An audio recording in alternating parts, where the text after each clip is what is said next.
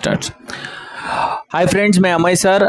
हम लोग अभी जो नया टॉपिक पढ़ रहे हैं क्या है, ऑर्थोगोनल मैट्रिक्स। इसके पहले हम लोग ने एक सम किया हुआ है, लेकिन और एक सम लेने वाले हैं जो सम दिसंबर 2024 के पेपर में, लेकिन ओल्ड स्कम जो सिलेबस है आपका, जो सिलेबस ओल्ड स्कीम वाला था उसके अंदर पूछा गया था। ओके, न्यू स्कीम का भी पेपर दिसंबर 2024 का ही रहेगा, लेकिन वो 60 मार्क्स का था। ये 80 मार्क्स वाला केटी वाला पेपर रहता है वो उसके अंदर। ठीक है, कोई भी पेपर में पूछने दो, ये टाइप के सम्स पूछे जाते हैं, इसके लिए हम लोग कर रहे हैं। ओके, तो यहाँ पे देखो हमें करना क्या है, ऑर्थोगोनल पहले प्रूव करना है, उसके बाद ए इनवर्स निकालना है। तो सिंपल सी बात है, हमें पहले ए डैश मतलब ए ट्रांसपोज मैट्रिक्स इसका निकालना है। ए ट्रांसपोज मैट्रिक्स का कॉन्सेप्ट कैसा है, जो भी कॉलम है उसको रो करो। तो कॉस अल्फा, इसके बाद 0 माइनस साइन अल्फा हो जाएगा। इसके बाद ये 0 1 0 ये कॉलम था, इसको रो बना दिया। इसके बाद minus sine alpha plus sine alpha, ये साइन अल्फा था। इसके बाद ये 0, इसके बाद ये कॉस अल्फा हो गया। इस तरह से चलेगा। अभी ऑर्थोगोनल मैट्रिक्स के लिए डेफिनेशन क्या कहती है, ए इंटू ए डैश मतलब स्क्वायर मैट्रिक्स और उसका ट्रांसपोज मैट्रिक्स, इनकी मल्टीप्लीकेशन क्या आती है, A into A dash is nothing but what I आना चाहिए। तो हम लोग यहां पे क्या करेंगे, देखो कॉस अल्फा 0 साइन अल्फा 0 1 0, इसके बाद minus sine alpha 0 cos alpha, okay, into cos alpha 0 minus sine alpha 0 1 0 sine alpha 0 cos alpha.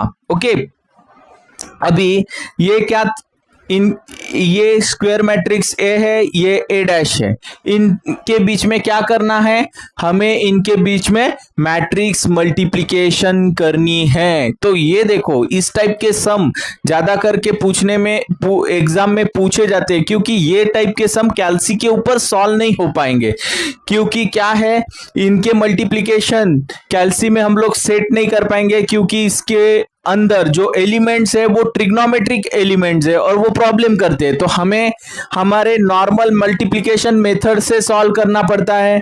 इसलिए मैं हमेशा कहता हूं कि नॉर्मल मेथड भी आपको आनी चाहिए। तो यहाँ पे देखो ये जो रो है, इसको आप हम लोग कॉलम से मल्टीप्लाई करेंगे।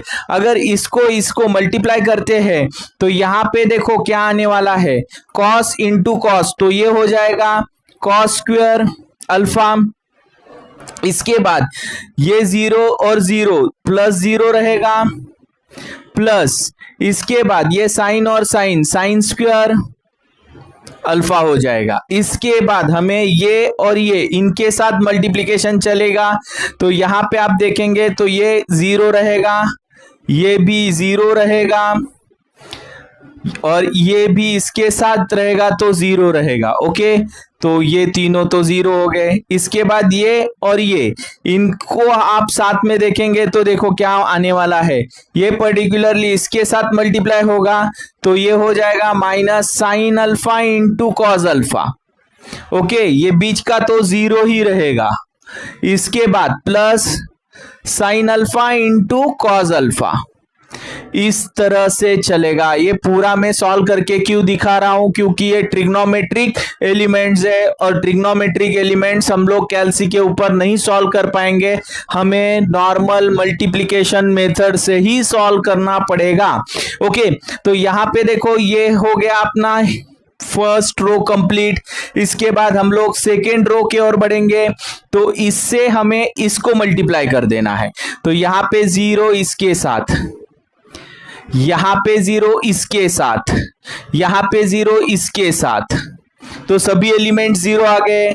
अभी यहाँ पे देखो, यहाँ पे आप देखेंगे तो पर्टिकुलरली ये और ये 0 हो गया, +1 +0। ओके, मतलब ये 0, इसके बाद 1 × 1 1 और 0 × 0 0।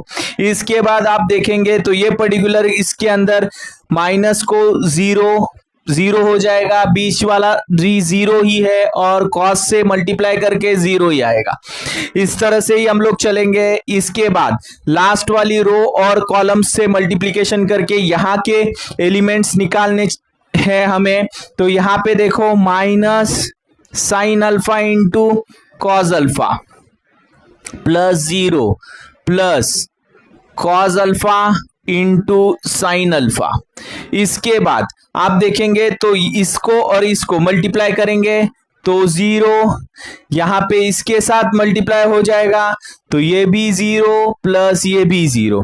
इसके बाद ये साइन -sin, तो ये हो गया sin² अल्फा और माइनस माइनस साइन चला जाएगा तो sin² alpha +0 plus cos² alpha. Okay, अभी यहाँ पे आप देखेंगे तो ये बंदा और ये बंदा चला जाएगा तो यहाँ पे आप a × a' निकालेंगे तो आपको क्या मिलने वाला है। देखो, इसको मैं पहले cos² alpha plus sin² alpha लिख देता हूं। यहाँ पे तो 0 हो गया, यहाँ पे आप देखेंगे तो ये भी 0 हो गया, यहाँ पे आप देखेंगे तो ये भी 0 हो गया, यहाँ पे 1 बचेगा, यहाँ पे अल्टीमेटली 0, यहाँ पे आप देखेंगे तो ये भी 0 हो गया, यहाँ पे आप देखेंगे तो ये भी 0, यहाँ पे आप देखेंगे तो sin² alpha plus cos² alpha. और जब भी हम लोग ने ट्रिग्नोमेट्री सीखा, मतलब स्टार्ट की थी, फर्स्ट टाइम 9th में पढ़े थे, वो टाइम पे ट्रिग्नोमेट्री का फर्स्ट फॉर्मूला था sin² theta plus cos² theta is equal to 1। तो यहाँ पे देखो sin² alpha plus cos² alpha is nothing but what 1। तो यहाँ पे क्या आने वाला है 1। तो यहाँ पे a' इज इक्वल टू क्या आने वाला है 1 0 0 0 1 0 0 0 1। इसका मतलब होता है a × a' is nothing but I मिला है, आइडेंटिकल मैट्रिक्स मिला है। अगर आइडेंटिकल मैट्रिक्स मिलता है इसका मीनिंग है A मैट्रिक्स इज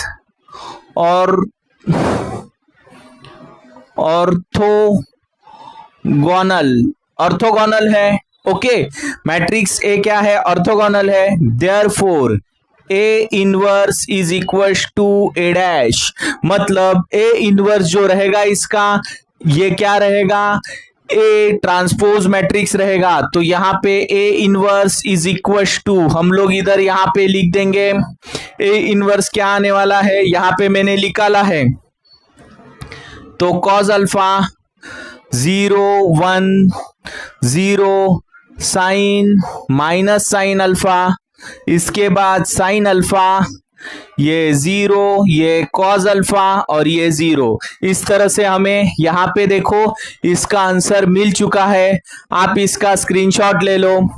ओके, अभी यहाँ पे देखो इस ऑर्थोगोनल के इस तरह के सम के अंदर आपको कोई भी डाउट है, कोई भी क्वेश्चन है तो कमेंट बॉक्स में कमेंट जरूर करना।